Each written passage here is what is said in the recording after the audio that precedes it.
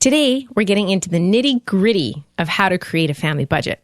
So this is very hands-on, very practical, and we know you're going to find it super useful. Welcome to the Only You Forever podcast. If you want to build a thriving, passionate marriage, we've got the research, the truth, and the answers you've been looking for. And now, here are your hosts, Caleb and Verlinda Simone Gendel. Hey everybody, this is episode number 61, and we are going to be getting into the nitty-gritty of actually creating your family budget. We've done this, we've had to revisit it. You know, we haven't always been consistent with keeping a budget, you know, with moves or job transitions. Like, it just changes everything. It does. I mean, we lived in housing markets where we went from one house to the next house, and the next one was like 6 times the cost of the first one, Right. Because of the market. Yeah. It was a smaller home. Right. So whenever you have these big transitions, you have to go back and revisit your family budget. So this isn't something that you set and you're done. You know, every time there's a transition in employment or even in income in some way, if you're self-employed, you kind of have to roll with this. Yeah. If you're moving between locations, it costs different amounts to live in different parts of the world. Absolutely. Yeah. So what I thought today is we could start with some research and then go to best practices from experts, not researchers per se, in the field. Just because there's not a huge amount of research on this, but there is a lot of, expertise. Okay. I'm making a distinction there. It's not going to be as academic today. Okay. Okay. So before that, we had a review from Chris. It says, I found your podcast a few weeks ago and I've listened to all of them. Oh, wow. Which is quite a bit of listening. But he says, such an inspiration. I'm holding out hope for my marriage, and the time I spend with you guys through the podcast shores up my resolve to keep the faith and not to give up. Thank you both so much for your ministry and sharing your life experiences and knowledge. Listener for life. Chris. P.S. Love your bloopers. Okay, Chris isn't the first one to say he loves the bloopers. So I want to know what the bloopers are. The bloopers? It's that little bit that we do at the end of our recording that most people don't know about unless they stick around and listen for it. Yeah, but I've never heard them either. Oh, I see. Well, that's odd. I wonder how you missed them. Which makes me worried. Anyhow, back to the experts in the field. Back to Chris. We're praying for your marriage. And thank you for the review. We appreciate it. Yeah. Okay. So I thought for Lynn at the start, we should separate what we know from what we don't know. It's kind of good to acknowledge. So there are a lot of good, sound, recommended financial practices. Mm-hmm. And those practices come from good, high quality resources. And following those financial practices actually works. And it will produce greater net worth and increase life satisfaction. Okay. Just taking care of financial matters. Mm-hmm. But we also know that only a minority of people actually use them. Okay. Which leads me to what we don't know. So we don't know why many people don't use them. So you as our listener may not be budgeting. We don't know why that is. There's periods of time we've gone through where we haven't used them. Is there a real good reason why? We just got lazy, I think. Yeah, something. Yeah. And then we also don't know why. And this is another common reality. This is from some researchers called Muskie and Winder. We don't know why when people do use them, they don't use them properly. So there's a lot of us that go half-heartedly about this as well. Right. Okay? Yeah. So why I say that is I just want to put this on the table to have a discussion with your spouse and get this stuff out there. Not to fight about it or to try to talk each other into doing it, but just aim for understanding and understanding why your spouse or why you do not want to actually follow through with a budget. Okay. So what's the meaning of that? What's behind their resistance? Yeah. Yeah. Because we know that there's some of our listeners that are going to go home and bang out this awesome budget, and your spouse is going to be like, good for you. Let me know how that goes for you. Yeah. You know what I mean? Like just whatever, right? And they're going to go on doing their own thing. And that kind of sucks when you've got a budget and you've got dreams and meaning tied to it, and your spouse is just like, whatever. I want to spend. Right. But I think that this happens because we don't get to the dreams behind the budgets. We just see it as like limitations and rules. Yes.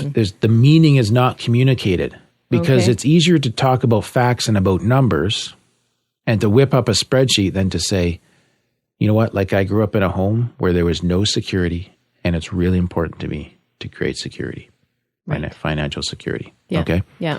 So have that conversation. Yeah. If you can't figure it out, if you can't make it work, give me a call. This is exactly the type of thing I love to help people with through coaching and counseling.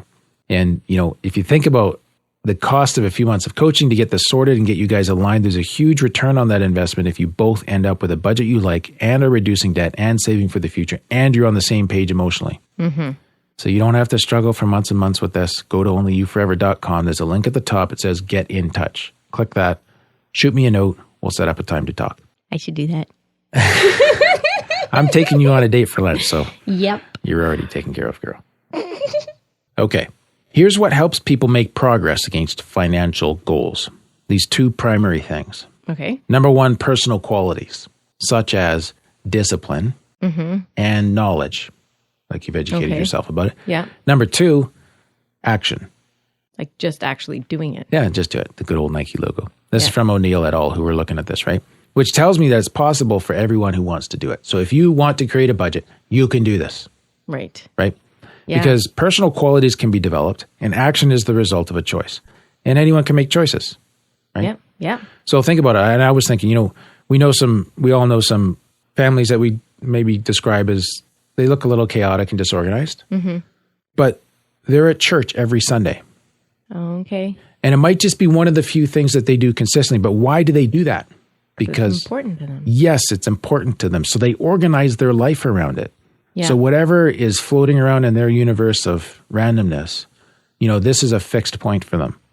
That's and good. If you both decide that a family budget's important to you, you can make this happen. So that's some encouragement for you. That's good. And I think that, again, comes back to having a good conversation to find out where each of you are at. Then take action, make decisions together, get help if you need it. I think this conversation thing is so important because I've made up budgets. And, yeah. Without the conversation, you're just like, what do you mean I can't buy this? Yeah. And we're in the store and it's like I've got my hands on it. Yeah. And I'm like, no, we can't afford that this month. Yeah. And it doesn't go over very well. No, there was that time I was kicking and screaming on the floor. Oh, give me a break. 6 feet tall and having a tantrum. All right. You just totally undermined my really good point. With my humor? Yeah. Oh, I'm sorry. All right, just keep going. Would you like me to remine it or? No, you just have your temper tantrum on the floor. Okay. It was a good point though. Can't remember what it was, but I'm sure it was a good point. Yeah. Okay, so for this next part, Verlinda, I'm blending content from both the Australian government, ASIC, whatever that stands for. They had some really good material around this. Mm-hmm. And Dave Ramsey, American author, writer, speaker. Guru. Yeah, personal finance guru.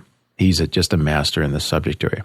So, and there's links for both of those in our show notes, but both resources are really valuable. And I'm trying to take the best of both of them here and I'm blending them because they really get along well. So this is how you make a budget. And I know this whole idea of making a budget can be overwhelming for you, but really going to break this down. We're going to make it accessible for you. So the really high overview of where we're going for the next few minutes is, number one, we want you to track your current spending.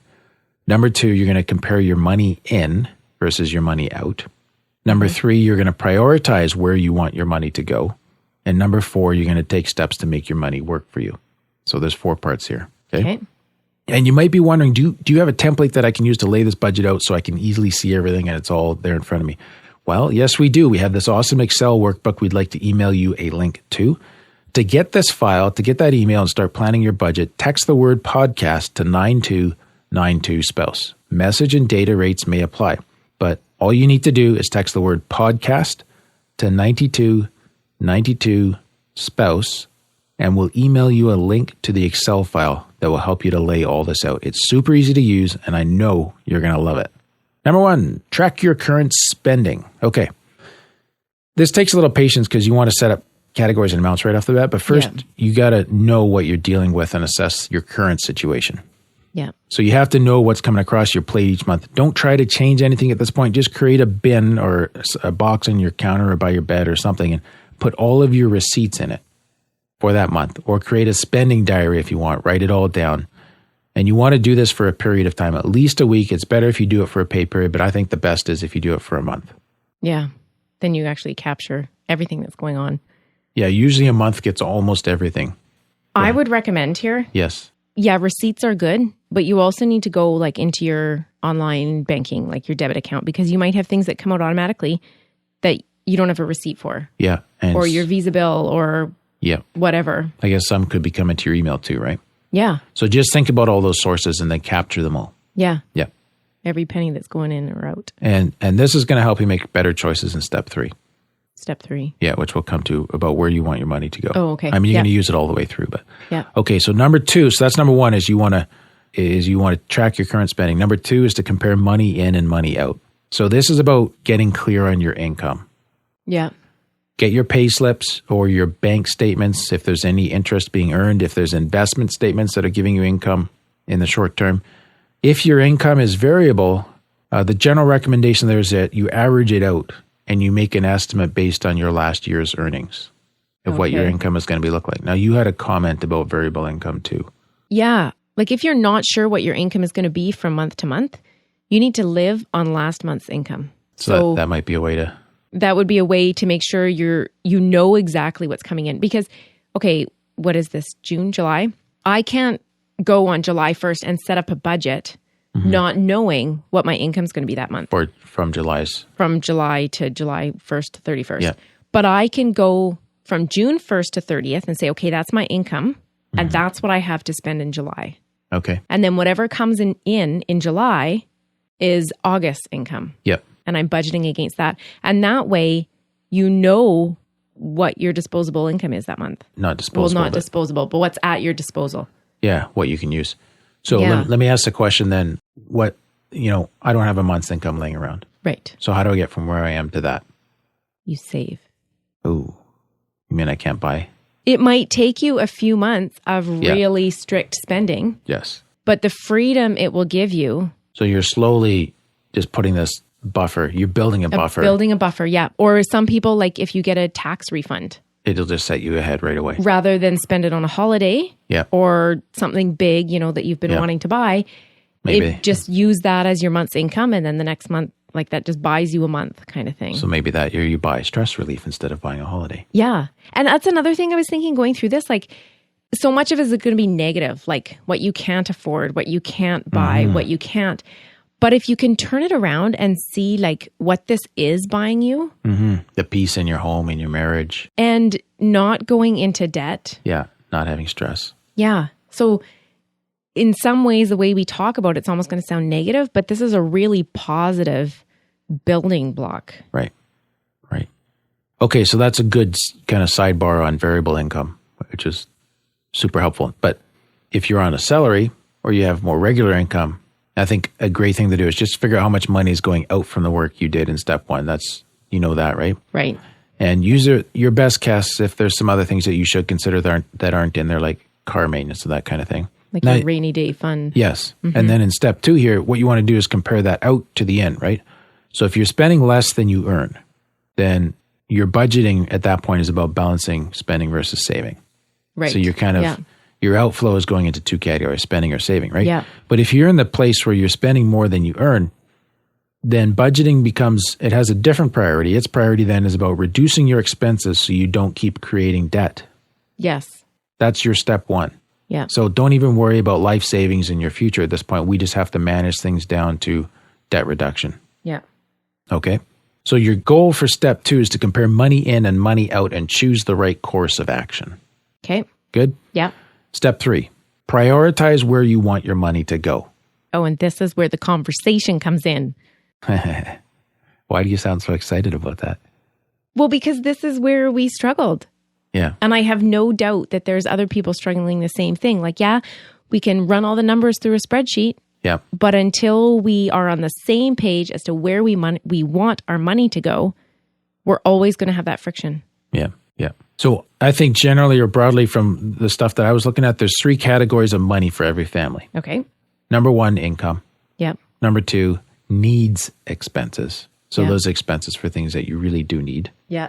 Number 3 are wants expenses, things that you want.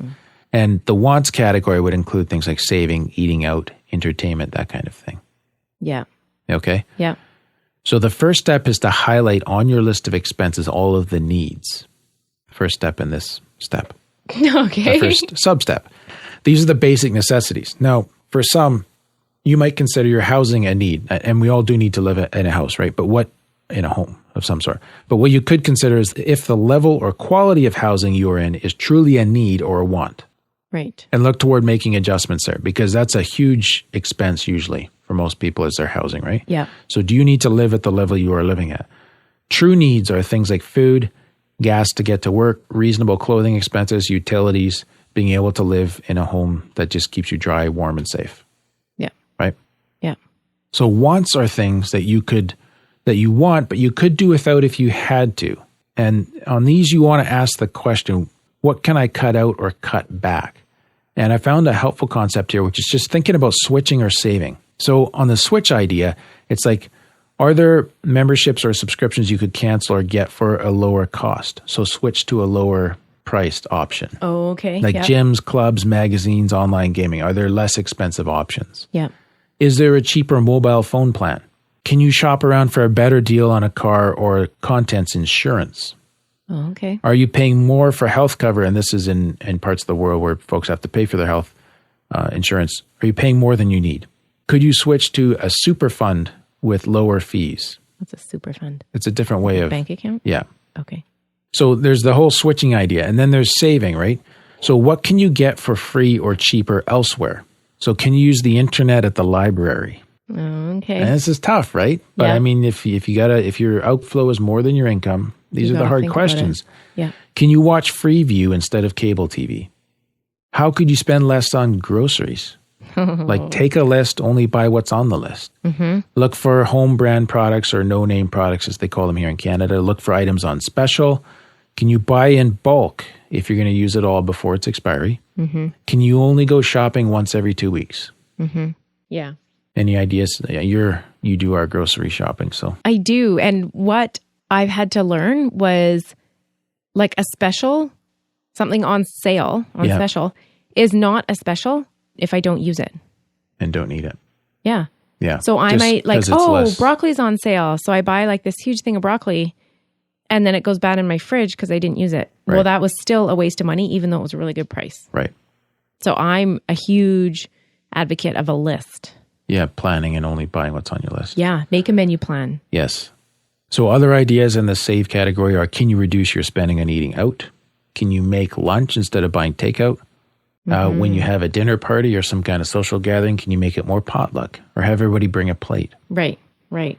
Can you save on your electricity bill by switching appliances off instead of leaving them in standby mode? Can you use a fan for parts of your day instead of air conditioning? All those kinds of questions help you save. Yeah. So when you go through all this and you're having all this, the switch things and the save things, and you're comparing and you're looking down your list of expenses, you want to list out all your savings and all your cuts, right? And then ask yourself and discuss with your spouse, are these realistic? Can we really achieve them? Yeah. And this is the part where you write up your budget. You can use this Excel sheet that we've mentioned, and we'll mention how you can get that one more time at the end.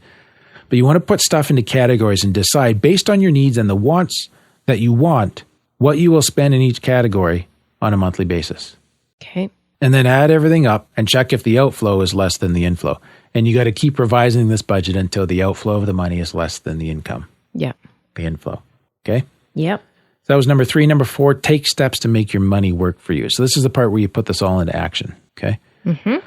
It's recommended that you pay important bills by direct deposit. Things like rent or mortgage, personal loans or car payments, paying off a backlog of credit card or store debt.